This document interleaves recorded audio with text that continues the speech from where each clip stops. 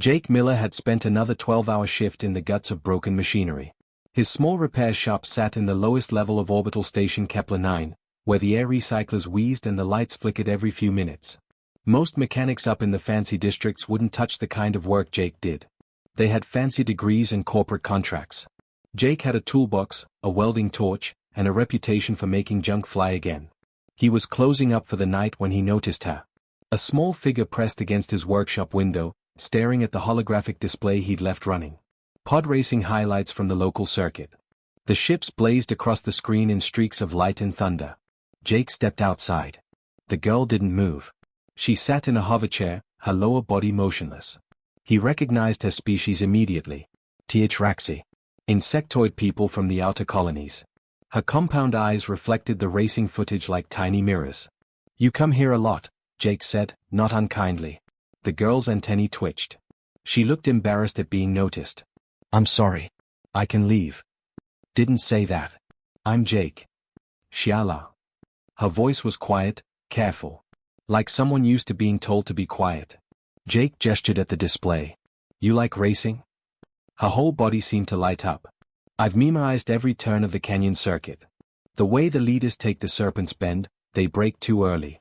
If you held speed and used the thermal updraft from the left wall, you could shave 0.3 seconds off the lap time." Jake blinked. "That's pretty specific. I watch every race. Every practice session I can access on the free feeds."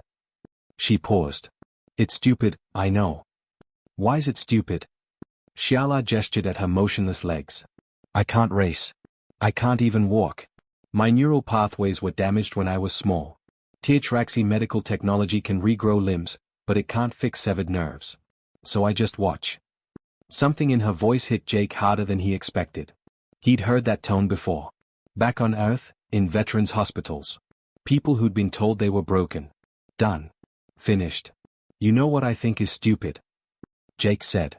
"Giving up on people because the easy fixes don't work." Shiala's antennae drooped. "The doctors said there's nothing they can do." "Teotraxi doctors, sure. They're used to biology doing the heavy lifting. Humans? We're used to being the species that breaks easy and doesn't regenerate for squat. So we got creative." He looked at her thoughtfully. "You really know racing? Like, really know it?" "Yes. But what does that matter?" Jake made a decision that would change both their lives. "How about I build you a pod racer? One you can actually pilot." Shiala stared at him like he'd spoken in an alien language. "That's impossible. Pod racing requires four-limb coordination. Simultaneous control of thrust, stabilizers, brake flaps, and directional fins. My body can't do that. So we don't use your body. We use your brain." "What?" Jake leaned against the doorframe, warming to the idea. "Back on Earth, we've got neural interface technology. Started with paralyzed people who wanted to control prosthetic limbs. Then we moved to pilots controlling fighters with thought patterns. If your brain works, and you clearly know racing, why can't we plug that brain into a pod racer?" "Because nobody's ever done that." "Yeah, well, humans do a lot of things nobody's ever done. That's kind of our whole deal." Shiala's voice dropped to barely a whisper. "You're serious?" "Dead serious. It'll take time. Probably cost me every credit I've saved. Might not even work. But I'm willing to try if you are." For the first time since Jake had met her, Shiala smiled. It wasn't a big smile. It was fragile, like she was afraid it might shatter. "Why would you do this for me? You don't even know me." Jake shrugged. "My dad was a Marine. Lost his legs in a transport crash. Doctors said he'd never work again. He ended up teaching engineering from a wheelchair and designed better combat armor than any able-bodied engineer in the Corps. Taught me that disability is usually just other people's lack of imagination. I don't have any money to pay you. Didn't ask for money. But I'll need your help. You're going to tell me everything you know about racing. Every trick, every shortcut, every crazy idea you've had watching those races. Deal?" Shiala's hands trembled. "What if we fail?" "Then we fail trying, which is better than not trying at all." Jake held out his grease-stained hand. "Deal?" She reached out and shook it. Her grip was stronger than he expected. "Deal." Over the next week, Jake became a regular sight in the station's scrapyards and salvage markets. He needed parts. Lots of parts. Neural sensors from scrapped medical equipment. Bioresponsive gel from Teotraxi sleep pods. Damaged anti-gravity generators that just needed some human stubbornness to work again. The other mechanics thought he'd lost his mind. Vrel, a karate engineer who worked 2 shops down, stopped by to laugh at Jake's sketches. You're building a Podracer for a crippled girl? That's your big project. Yep. It's impossible. The girl is broken. Biology has spoken. Jake didn't look up from his welding. Biology said humans should have died out 1,000,000 years ago. No claws, no venom, no armor, no speed. Just big brains and bigger stubbornness. We're still here. Biology can go argue with someone who cares. Vrel clicked his mandibles in disgust and left. But Jake kept working. And every evening, Shala came to watch. She'd hover in her chair by the workbench, describing racing techniques while Jake assembled the Podracer piece by piece. She talked about momentum conservation, about reading airflow patterns, about the way experienced racers anticipated crashes before they happened. Jake listened and learned. This girl had spent years studying something she thought she'd never do. All that knowledge, all that passion, trapped inside because nobody had bothered to build her a bridge between her mind and her dreams. Humans built bridges. That's what they did. One night, 3 weeks into the project, Shala asked the question Jake had been expecting. What if the other kids were right? What if I really am just broken? Jake set down his plasma torch. You know what's actually broken? The idea that there's only one way to do things. Every species in this galaxy has their way. The right way. The only way. Humans looked at that and said, nah, we'll find 50 other ways, thanks. You're not broken, kid. The galaxy's just been building everything for people who aren't you. Time to fix that. You really believe that? I really do. Now tell me more about that thermal updraft thing in Serpent's Bend. I think I can build that into the stabilizer algorithm. Shala's eyes brightened, and she launched into an explanation so detailed that Jake had to record it to keep up. The Podracer took shape slowly. It didn't look like other races. It was asymmetric, covered in mismatched panels, held together with human ingenuity and alien hope. But it was purpose-built. Every system designed for one pilot. One very specific pilot who thought in 3 dimensions and saw racing lines nobody else could see. After 2 months of work, Jake powered up the neural interface for the first time. The cockpit glowed with soft bioluminescent light. The system hummed, ready.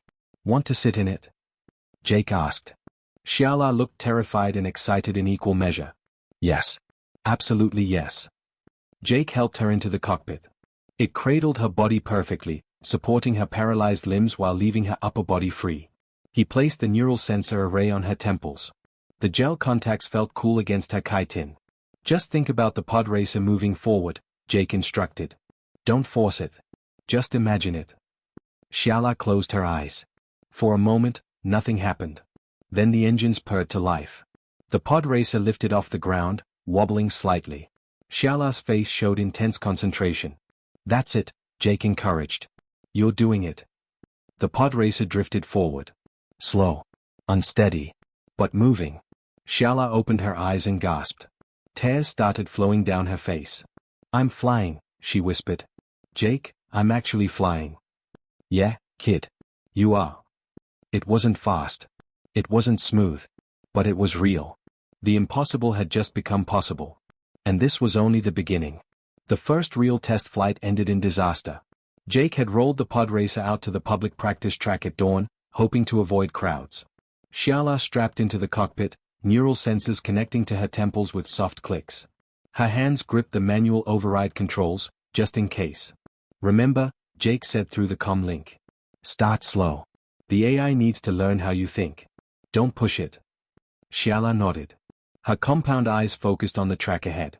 She took a deep breath and thought the command. Go. The Podracer shot forward like a bullet from a railgun. Shala's thoughts had raced ahead faster than the AI could interpret. The machine tried to compensate, overcorrected, and sent them into a spin. They hit the safety barrier at 40 miles per hour. Metal screamed. Sparks flew. The Podracer tumbled twice before sliding to a smoking halt. Jake's heart stopped. He sprinted across the track, toolbox forgotten, sure he just killed the kid he'd promised to help. He reached the wreckage and tore open the cockpit hatch. Shala was laughing. Actually laughing. Tears streamed down her face, but she was grinning wider than Jake had ever seen. That was amazing, she shouted. Did you feel that? I went fast. I actually went fast. Jake sagged with relief. Kid, you just crashed into a wall. I know. But before that, for maybe 30 seconds, I was flying. Really flying. Not hovering in a chair, not watching from a window. Me. Racing. She grabbed his arm with surprising strength. We can fix this, right? We can try again? Looking at her joy, her absolute refusal to see the crash as failure, Jake understood something. This wasn't just about racing. This was about a girl who'd been told her whole life that she couldn't, finally getting to try. Yeah, he said. We can try again. The next 3 weeks were brutal. Jake worked 18-hour days, recalibrating the neural interface. The problem was clear. Xiala's mind processed information differently than the human test subjects the technology was originally designed for. Her Tiatraxi brain thought in 3 dimensions naturally, a leftover from when her species climbed crystal forests on their homeworld. Her thoughts moved in spirals and layers, not linear sequences. Jake had to completely rewrite the eye's learning algorithms. He taught Xiala meditation techniques his dad had learned in military rehab. Focus exercises. Ways to channel racing instinct into clean, precise thoughts the machine could interpret. They practiced in the workshop at first. Xiala would sit in the stationary cockpit, thinking commands while Jake monitored the neural feedback. Thrust. Turn. Brake. Again and again until her thought patterns became clearer, more distinct. Your brain is actually perfect for this, Jake explained one evening, showing her the neural scans. See how you process spatial information? Most racers think in 2 dimensions, flat tracks. You think in full 3D. Once we get the AI to understand that, you'll see racing lines other pilots can't even imagine. Xiala studied the scans with fascination. So I'm not broken. I'm just different. Exactly. Different isn't less. It's just different. Money became a problem. Jake's savings evaporated. The neural sensors alone cost 3 months of his salary. He started taking extra repair jobs, working through the night on broken atmospheric processes and damaged life support systems. Anything to keep funding the project. Vrel stopped by again, watching Jake solder connections with bloodshot eyes. You're destroying yourself for this charity case. Why? Jake didn't stop working. Because someone did it for my dad once. And because she's not a charity case. She's going to be a racer. She's paralyzed. And I'm human. We're both working with what we've got. Other aliens came to watch as word spread through the station. Most were curious. Some were cruel. A group of Zentarii teenagers mocked Xiala when she came to the workshop, calling her hoverchair girl, and asking why she didn't just accept what she was. Jake found her crying in the corner of his workshop that night. He sat down beside her, not saying anything at first. They're right, Xiala finally said. I'm being stupid. This is never going to work. You crashed one time. And I'll crash again. I can't control my thoughts fast enough. The AI can't keep up. Maybe this whole thing is just a waste of your time and money. Jake was quiet for a moment. Then he said, you know what humans are really good at? Failing. We fail more than any species in the galaxy. Failed inventions, failed theories, failed expeditions. We've got whole museums dedicated to our failures. You know why? Xiala shook her head. Because we learned something from every single one. The Wright brothers crashed their airplane dozens of times before they figured it out. We blew up rockets on launch pads for years before we reached space. Humans don't succeed because we're naturally good at things. We succeed because we're too stubborn to quit. But what if I can't do this? Then we'll figure out why and fix it. That's how this works. You're not failing, kid. You're learning. There's a difference. The breakthrough came on a Tuesday. Jake had modified the AI to recognize Xiala's spiral thought patterns instead of fighting them. They rolled the rebuilt Podracer to the track for another test. This time, when Xiala engaged the engines, the Podracer responded smoothly. It lifted, accelerated, and curved through a practice turn like water flowing downhill. The connection between pilot and machine had finally clicked. Xiala completed 3 laps without incident. Then 5. Then 10. Her control improved with each circuit. Jake watched the telemetry with growing excitement. The neural feedback showed perfect synchronization. Xiala wasn't just controlling the Podracer anymore. She was becoming part of it. After 20 laps, she brought the Podracer in for a gentle landing. She pulled off the neural sensors with shaking hands. Jake, she said quietly. I think I can actually do this. I know you can. They started entering amateur races the following week. The first race was at a small local track, mostly hobbyists and weekend warriors. When Xiala hovered into the cockpit, the other racers stared. Some laughed. A few made comments loud enough for Jake to hear. "This should be entertaining," one karate pilot said. "How long before she crashes?" Jake bit back his response and focused on final checks. Xiala's vitals were steady. Neural interface calibrated. Systems green. "Ignore them," he said through the comm, "just race your race." The starting lights counted down. Green. Go. Xiala exploded off the line. Her start wasn't the fastest, but her first turn was something else entirely. While other racers took the standard racing line, Xiala's three-dimensional thinking showed her a different path. She cut inside, using a trajectory that seemed impossible until she proved it wasn't.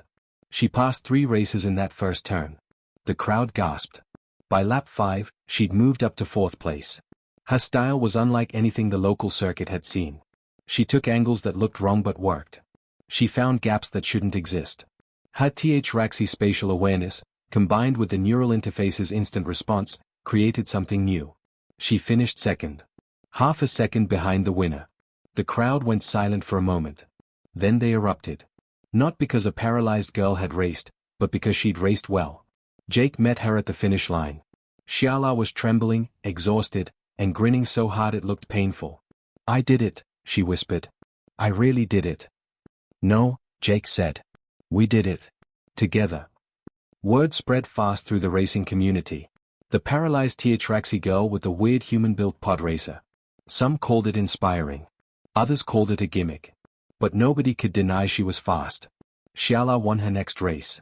Then the one after that. Local sponsors started calling. Racing teams wanted meetings. The station's news feeds ran stories about the unlikely racer and her human mechanic. Through it all, Jake kept improving the Podracer. Every race taught them something new. Every victory proved what was possible when you refused to accept impossible as an answer. 3 months after that first successful test flight, an official message arrived on Jake's datapad. Xiala had qualified for the regional championships. And if she placed in the top 3 there, she'd earn a spot in the Galactic Championship trials. "This is real now," Xiala said, staring at the message. "This isn't just local races anymore. These are professionals."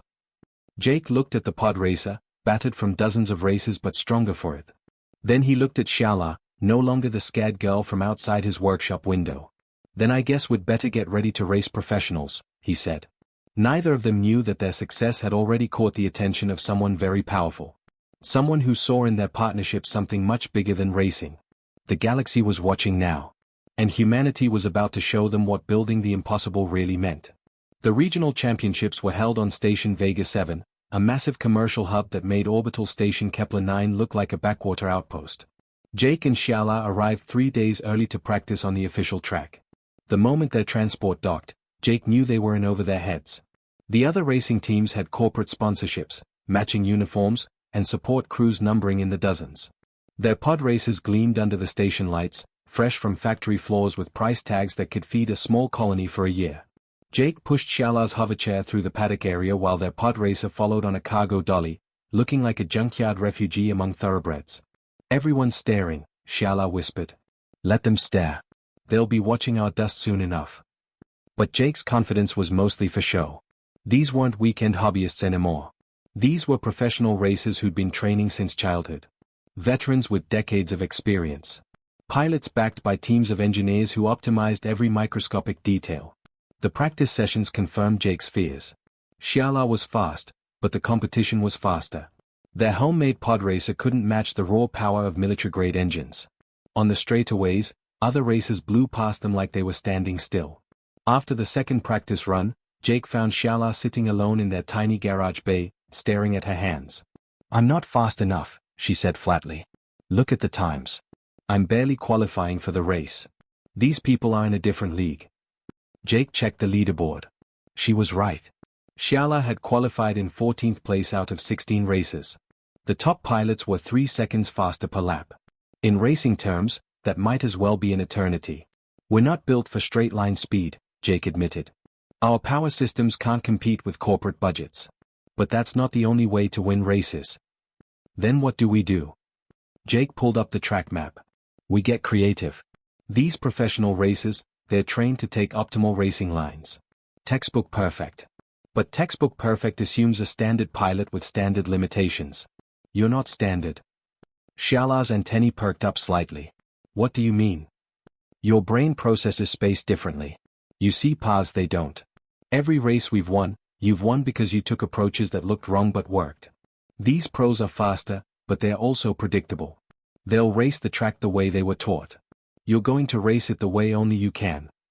Over the next 2 days, Jake and Xiala studied the track obsessively. They analyzed every turn, every elevation change, every potential line. Xiala's three-dimensional thinking revealed possibilities the standard racing line ignored. A steep vertical section where her spatial awareness could find a tighter curve. A debris field most racers would avoid that Xiala might thread through. It's risky, Jake warned. One mistake in that debris section and you're out. Probably injured. Xiala's compound eyes fixed on the holographic track display. Every race is risky for me. I might as well take risks that give me a chance to win. Race day arrived with media attention neither of them expected. News feeds across 3 sectors had picked up the story of the paralyzed racer and her human mechanic. Not everyone was supportive. Some commentators called it a publicity stunt. Others said it was dangerous to let a disabled pilot compete at this level. A Zentarii reporter cornered Jake in the paddock an hour before the race. Mr. Miller, critics say you're exploiting this girl's disability for attention. How do you respond? Jake's jaw tightened. Xiala earned her spot here by beating every racer she faced. Nobody gave her anything. She's here because she's good enough. End of story. But her neural interface gives her an unfair advantage. It doesn't give her an advantage. It levels the playing field so her disability doesn't automatically disqualify her. There's a difference. Now if you'll excuse me, I've got a racer to prep. In the garage, Xiala was running through her mental exercises, eyes closed, breathing steady. Jake had seen his dad do the same thing before difficult physical therapy sessions. Finding center. Finding calm. You ready? Jake asked. No. But I'm going anyway. Jake helped her into the cockpit. The neural sensors connected with familiar clicks. Around them, the massive crowd filled the observation decks. Thousands of beings from dozens of species, all waiting to see what would happen. The starting grid formed. Xiala's 14th place position put her near the back of the pack. The favorite to win was a karate pilot named Thex, a 3-time regional champion with corporate backing and a Podracer that cost more than Jake would earn in his lifetime. The starting lights began their countdown. Red. Red. Red. Green. The pack exploded forward in a roar of engines. Xiala's start was clean but not exceptional. She held position through the first turn, staying safe, getting a feel for racing among professionals. Then came the vertical climb section. This was where Jake and Xiala had found their edge. While other racers took the standard wide spiral up the tower, Xiala cut inside, taking a trajectory so steep it looked suicidal. Her 3-dimensional processing allowed her to calculate angles that shouldn't work. She shot up the inside line like a missile, passing 3 racers who couldn't believe what they were seeing. The crowd gasped. Commentators stammered, trying to explain what had just happened. That's not possible, one analyst said. That angle would flip any normal pod racer. Apparently it's possible for her, another replied. By lap 3, Xiala had climbed to 8th place. Her unconventional lines were working, but the leaders were still pulling away on the straightaways. Pure speed was beating clever tactics. Then came the debris field. A section of the track that passed through an old construction zone, filled with floating metal fragments and broken equipment. Safety regulations required it to be passable, but every professional racer knew you went around it, adding 10 seconds to your lap time but avoiding the risk of catastrophic damage. Xiala dove straight into it. Jake's heart nearly stopped watching the telemetry. Xiala, what are you doing? Trusting my brain. Her voice was calm, focused. The pod racer danced through the debris like a needle threading through fabric. Xiala's compound eyes tracked dozens of objects simultaneously, her teotraxy spatial awareness showing her paths through gaps that looked impossibly small. The neural interface responded instantly to her thoughts, making corrections faster than any manual control system could manage. She emerged on the other side having gained 15 seconds and jumped to 4th place. The crowd went absolutely insane. The leaders noticed. They had to respond. On the next lap, 2 other racers tried to follow Xiala through the debris field. One made it through safely. The other clipped a metal beam and spun out, eliminating them from the race. With 3 laps remaining, Xiala was in 3rd place and climbing. The gap to 2nd place was closing. Her unique racing lines, her willingness to take paths others feared, was working. But the leaders weren't just fast. They were experienced. Thex, still in 1st place, adjusted his strategy. He started blocking Xiala's unconventional lines, forcing her into traditional racing positions where his superior speed dominated. Jake watched the race with clenched fists. Xiala was running out of tricks. The Podracer's power systems were at maximum output. They had no more speed to give. Then Xiala did something Jake hadn't anticipated. On the final lap, approaching the debris field for the last time, she didn't take her usual route through the center. Instead, she dove under the field, using a gap so low to the track floor that her Podracer's belly scraped sparks from the surface. It was a line so insane, so counterintuitive, that nobody had ever considered it. The neural interface had to be perfect. One wrong thought and she'd slam into the track floor at 200 miles per hour. She threaded through in a spiraling dive that seemed to defy physics. When she emerged, she was in 2nd place, half a second behind Thex with half a lap remaining. The crowd was screaming. Commentators were shouting over each other. Nobody could believe what they were watching. Xiala pushed everything the Podracer had. Thex defended his position perfectly, blocking every passing attempt. They crossed the finish line with Thex in 1st, Xiala in 2nd, separated by 0.3 seconds. 2nd place. Not the win, but enough to qualify for the Galactic Championships. Jake reached the podium area as Xiala was helped from her cockpit. She looked exhausted, shaking with adrenaline, and absolutely triumphant. "We did it," she said, grabbing Jake's shoulders. "We're going to the championships." "You did it," Jake corrected. "That dive under the debris field? That wasn't in any plan we discussed. I saw the line and took it. Isn't that what racing is?" Jake laughed, relief flooding through him. "Yeah, kid. That's exactly what racing is." As they celebrated, neither of them noticed the woman watching from the VIP observation deck. Ambassador Nicole Hartwell made a note on her datapad and sent an encrypted message to Concordat headquarters. "Found them. The mechanic and the pilot. They're perfect for the initiative." Proceeding to contact phase. The galaxy had indeed been watching. And now the galaxy wanted something from Jake and Xiala. Something that would force them to make an impossible choice. The Galactic Championship trials were being held on Station Vortex Prime, the largest racing facility in known space. Jake had never seen anything like it. The station was a city floating in space, with permanent populations in the hundreds of thousands and racing facilities that could host 50,000 spectators. Their arrival dock alone was bigger than all of orbital station Kepler-9. Jake pushed Xiala's hoverchair through customs while their Podracer was being transported to their assigned garage bay. They'd saved every credit from Xiala's prize winnings to afford the trip. No fancy hotel for them. They'd be sleeping in the garage with the Podracer.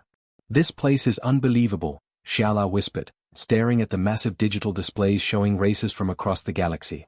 Karate speed specialists, Zentarii precision pilots, even a few Draknari who flew using 4 independent limbs simultaneously. "Yeah, well, we've beaten unbelievable before," Jake said with more confidence than he felt. Their assigned garage was in the low-rent section, naturally. But it was clean and had working equipment. Jake immediately started running diagnostics on the Podracer. The journey through hyperspace had stressed some of the older components. He'd be pulling another all-nighter just to get them race-ready. Xiala's qualifying heats went better than expected. She placed in the top 8 of her bracket, earning a spot in the final 16 racers who would compete for the championship. The local news feeds were already calling her the miracle racer and running feel-good stories about the paralyzed pilot who'd made it this far. Then the complaints started. It began with a formal protest filed by Team Zenith, a corporate-sponsored outfit with more lawyers than mechanics. They claimed Xiala's neural interface constituted illegal performance enhancement. 3 other teams quickly joined the complaint. By the evening, the Racing Commission had opened an official investigation. Jake spent hours in administrative hearings, presenting technical specifications and medical documentation. He explained repeatedly that the neural interface didn't make Xiala faster than an able-bodied pilot. It just gave her a different way to control the Podracer, compensating for her paralysis. But the officials seemed skeptical. Or maybe they just didn't want the controversy of a disabled racer competing at the championship level. Jake couldn't tell which. "They're going to disqualify me, aren't they?" Xiala asked that night in the garage. "Not if I can help it. We've got rights. We've got documentation. They can't just." Jake. Shalah's voice was tired. I've been dealing with people telling me what I can't do my whole life. I recognize the look. They've already decided. Jake wanted to argue, but he'd seen that look too. In hospital administrators who didn't want to fund his dad's experimental treatments. In military officials who thought wounded veterans should just accept disability pensions and disappear quietly. The next morning, everything changed. Ambassador Nicole Hartwell arrived at their garage unannounced. She wore the formal robes of a Galactic Concordat diplomat, and her security detail made it clear this wasn't a social call. Jake recognized her face from news feeds. She was one of the most powerful humans in galactic politics, representing Earth's interests in the Concordat's highest councils. Mr. Miller, Ms. Shalah. I need a moment of your time. Jake instinctively moved between Hartwell and Shalah. If you're here to tell us the commission is disqualifying her. I'm here to offer Mr. Miller a job, Hartwell interrupted. Though the timing is unfortunate. She activated a holographic display that made Jake's stomach sink. Statistics. Billions of them. Disabled beings across Concordat space. Species after species with populations that had nowhere to go when their bodies failed them. Most advanced species have solved disability through biological regeneration, Hartwell explained. The Zentarii regrow damaged tissue. The Karate can clone replacement organs.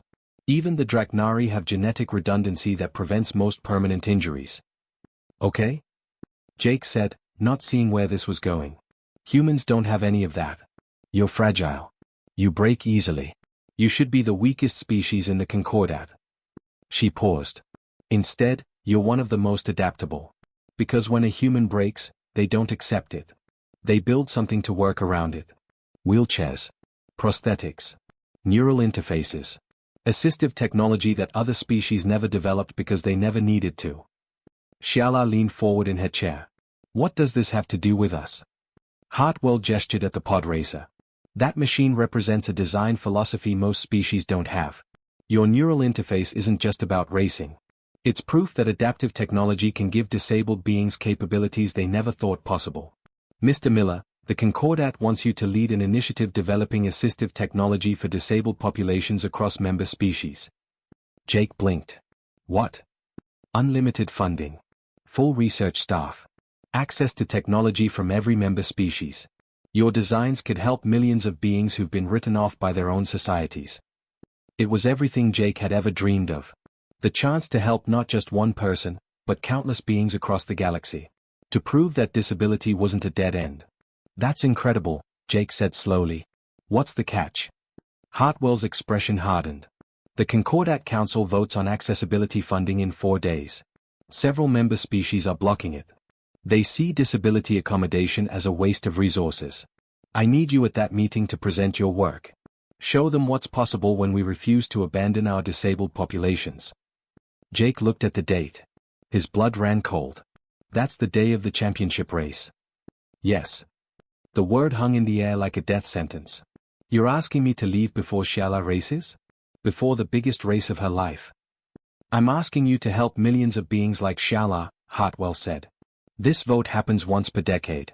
If we miss it, the funding disappears. Billions of disabled beings will continue to be ignored by their own societies. Shalah's voice was quiet. Jake should go. What?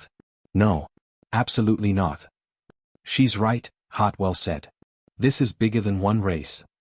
Jake looked between them, feeling trapped. Help millions, or keep his promise to one girl. Save countless lives, or be there for the person who trusted him. How much time do I have to decide? 12 hours. My ship leaves tomorrow morning. With or without you. After Hartwell left, Jake and Shalah sat in silence.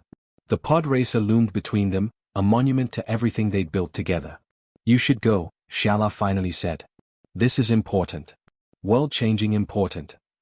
So is keeping my promise to you. Jake, I'll be okay.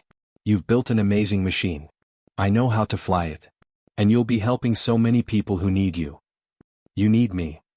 Shalah smiled sadly. I needed you to believe I could fly when nobody else did.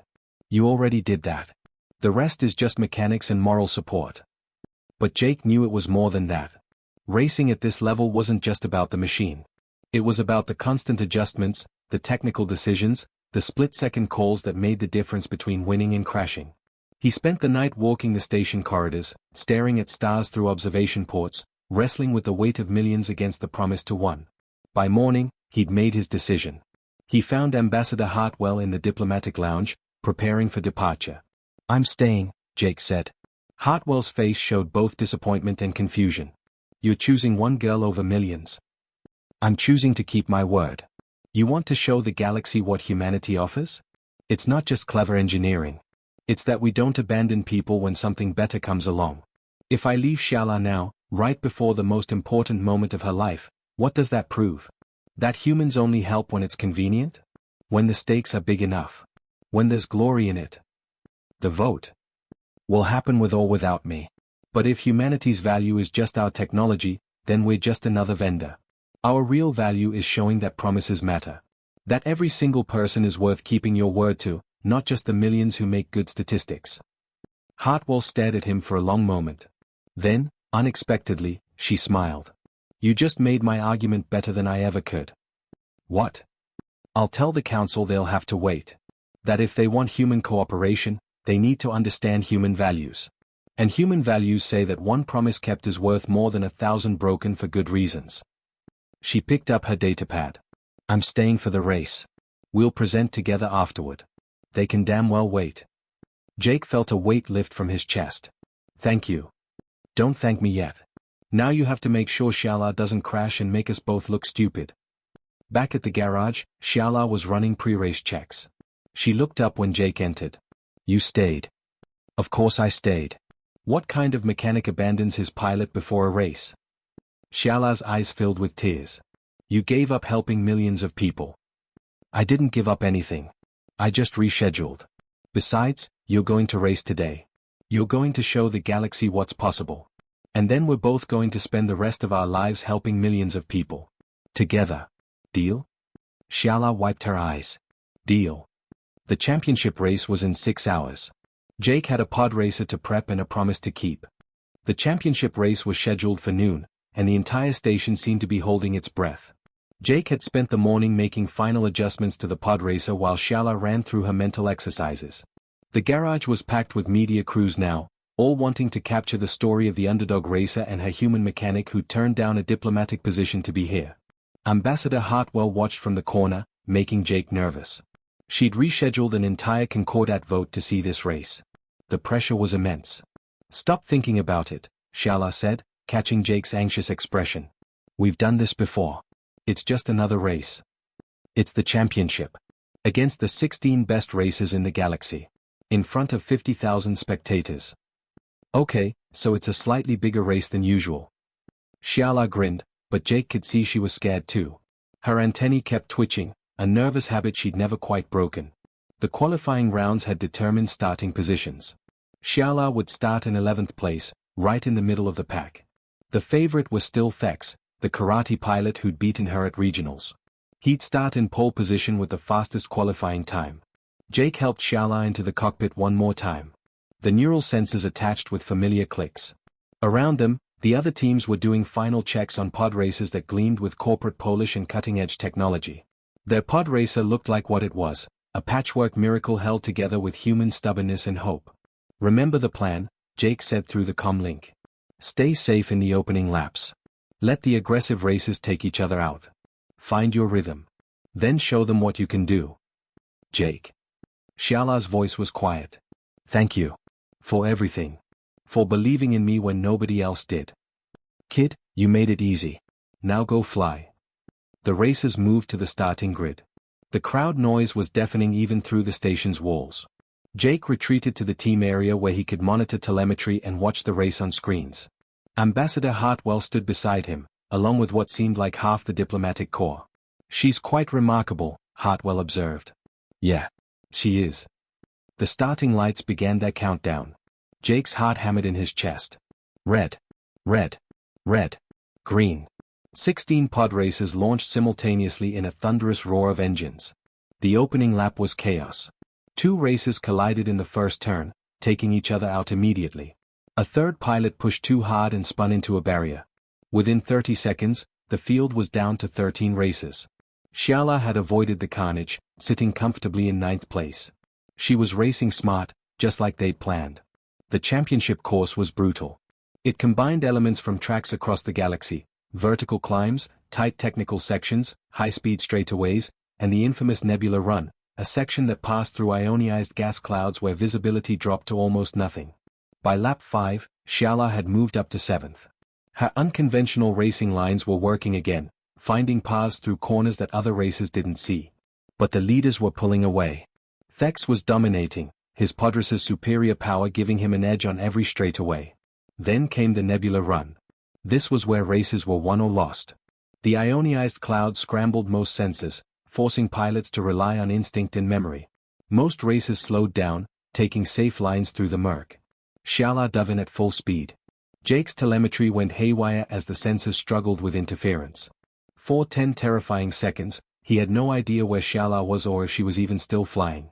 Then she burst out of the clouds in 4th place, having passed 3 racers who'd been too cautious. The crowd went absolutely wild. Commentators were shouting about the gutsy move. How had she navigated blind at that speed? Jake knew how. Xiala's compound eyes could see wavelengths humans couldn't. The ionized gas that blinded other species' senses was partially transparent to her Thraxi vision.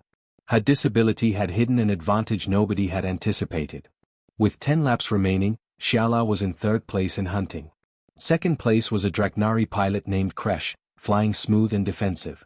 1st place was still Thex, seemingly untouchable. Xiala closed the gap to Kresh over the next 3 laps. The Draknari defended well, blocking every passing attempt. They went wheel to wheel through the technical sections, neither giving an inch. Then Kresh made a mistake. Just a tiny one, braking slightly early into a tight corner. Xiala saw the opening and took it, diving inside on a line so tight her Podracer's stabilizers scraped the track wall. She squeezed through a gap that shouldn't have existed and came out in 2nd place. Now only Thex remained ahead. The karate pilot was 2 seconds up the road, seemingly in complete control. Jake watched the gap slowly shrinking. 0.2 seconds per lap. Xiala was faster through the technical sections, but Thex dominated the straights. Simple math said she'd run out of laps before catching him. Unless she did something crazy. 5 laps to go. Xiala was closing, now just 1 second behind. Jake could see her plan forming through the telemetry. She was setting up something big. The Nebula Run approached again. Most racers went through it once per lap. But there was a rumor, an old racer's legend, about a shortcut. A gap in the clouds that could save precious seconds if you could find it and were brave enough to take it. Xiala, don't, Jake said into the comm. That shortcut's never been proven. It's just a story. Stories have to start somewhere. Her voice was calm, focused, determined. She dove into the Nebula Run at a completely different angle than before. Jake lost telemetry again. The seconds ticked by. 3. 5. 7. Too long. Something was wrong. Then Xiala exploded out of the clouds directly behind Thex. She'd found the shortcut and gained a full second. 4 laps remaining. They were bumper to bumper now. Thex drove defensively, blocking every attempted pass. He was experienced enough to know Xiala was faster in technical sections, smart enough to force her into positions where his speed advantage mattered. 3 laps. 2 laps. They traded positions twice, each racer finding momentary advantages then losing them again. The crowd was on their feet, screaming. This was racing at its absolute finest. Final lap. They entered the last technical section side by side. Xiala saw her chance. There was a combination of turns that required perfect execution, a flowing sequence that rewarded precision over power. If she could nail it while Thex made even the smallest mistake, she could take the lead. She thought the commands. The neural interface responded instantly. The Podracer danced through the corners like it was on rails, each turn flowing into the next with mathematical perfection. Thex matched her move for move. His experience showed. He wasn't faster, but he was flawless. They came out of the technical section dead even, heading into the final straightaway. 500 meters to the finish line. This is where Thex's superior power would win. There was no trick, no clever line that could beat raw speed in a straight drag race. Xiala pushed the throttle to maximum. The Podracer's engines screamed in protest, running beyond their safe limits. Jake watched the temperature gauges climb into the red zone. If they didn't back off, the engines would burn out. Xiala, you need to throttle back. Not yet. 400 meters. 300. The engines were seconds from catastrophic failure. Thex was pulling ahead, inch by inch. 200 meters. Xiala's Podracer started shaking, metal screaming under impossible stress. 100 meters. She was half a Podracer length behind. Not enough. She wasn't going to make it. 50 meters. Then Thex's engine stuttered. Just for a fraction of a second. He'd been running at maximum power for the entire final lap, and his systems couldn't sustain it. That tiny hesitation was all Xiala needed. They crossed the finish line separated by 0.03 seconds. Xiala in first. Thex in second. Champion. The crowd noise was so loud it shook the station. Jake couldn't breathe, couldn't think, could only stare at the results display showing Xiala's name at the top. She'd done it. Against impossible odds, against every expectation, the paralyzed HFY girl had won the Galactic Championship. Jake sprinted to the finish line where Xiala's Podracer had rolled to a smoking stop. The engines were completely dead, burned out from that final push. They'd never fly again.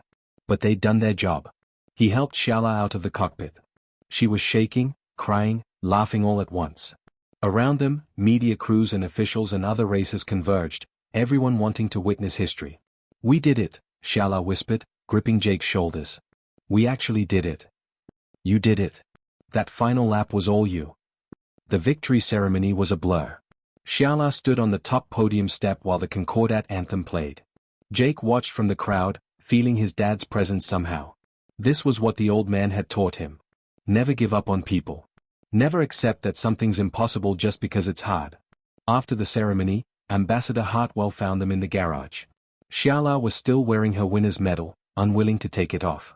"That was quite a race," Hartwell said. The Concordat Council watched it live. All of them. "And?" Jake asked. "The accessibility funding vote passed unanimously. Turns out, showing what's possible is more persuasive than any speech I could have given." She smiled. "They want to meet both of you. Offer you positions leading the Adaptive Technology Initiative. Together." Xiala looked at Jake. "Both of us. Your perspective as someone who lives with disability is just as important as Jake's engineering skills. Maybe more important. We need both of you to make this work." Jake felt tears in his eyes. This was it. The chance to help not just one person, but millions. To prove that humanity's real strength wasn't leaving anyone behind. "What do you say, kid?" he asked Xiala. "Want to change the galaxy?" Xiala grinned, her antennae quivering with excitement. Together? Together. 6 weeks later, their ship departed Station Vortex Prime. The cargo bay held the championship Podracer, now a museum piece, along with a portable workshop and enough equipment to revolutionize accessibility technology across known space. Messages were already flooding in from disabled beings across hundreds of species, asking questions, seeking hope, wanting to know if the impossible might be possible for them too. Jake sat in the cockpit with Xiala, teaching her how to pilot the ship using another neural interface. Ambassador Hartwell coordinated meetings with Concordat worlds from the communication station. Behind them, the racing circuit buzzed with news of other disabled beings entering competitions using Jake's open-source designs. He'd published everything freely, refusing to patent the technology. If it could help people, it should be available to everyone. Ahead of them, countless worlds waited. Beings who'd been told they were broken, finished, useless. Beings who just needed someone to believe they were worth the effort. The mission had begun. And humanity's greatest export wasn't technology or weapons or trade goods. It was something simpler and more powerful, the stubborn, relentless refusal to give up on anyone. One person, one design, one promise kept at a time. That's how you changed the galaxy. That's how you proved that impossible was just another word for not yet.